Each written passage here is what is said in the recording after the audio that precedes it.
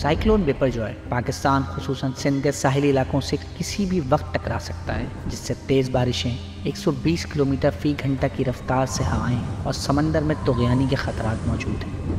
हुकूमत की जानिब से साहिली इलाकों में नकल मकानी से लेकर दीगर ज़रूरी इक़दामात लिए जा रहे हैं ताकि जानी और माली नुकसान को कम से कम किया जा सके।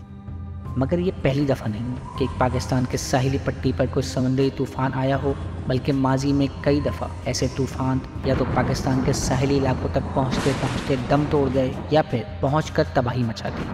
पाकिस्तान की 1046 किलोमीटर लंबी साहिली पट्टी में सूबा सिंध और बलूचिस्तान के इलाके शामिल हैं, जो कि बहरे अरब और खलीज ओमान के साथ लगते हैं और इनमें मानसून के सीज़न के दौरान अप्रैल से मई और फिर सितंबर से नवंबर के दौरान अमूमन तुग़यानी देखने में आती है।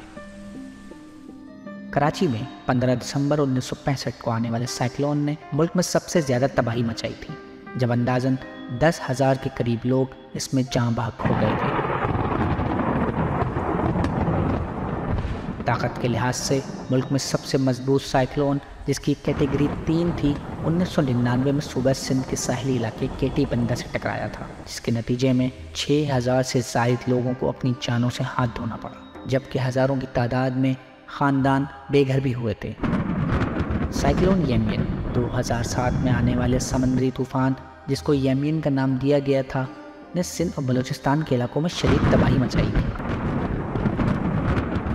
शदीद बारिशों से कराची में 200 अफराद जाँ बहक, जबकि उरमाड़ा और पसनी के साहिली इलाकों में 300 से ज़ायद अफराद को अपनी जान से हाथ धोना पड़ा। इसके अलावा 20 लाख से ज़ायद अफराद इस तूफ़ान के नतीजे में अपने घरों से बेघर हुए थे।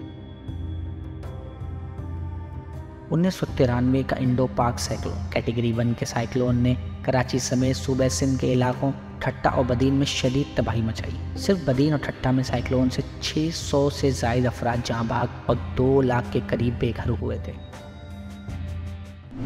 मज़ीद न्यूज़ अपडेट्स और डिजिटल स्टोरीज के लिए सब्सक्राइब करें डॉन न्यूज़ पाकिस्तान।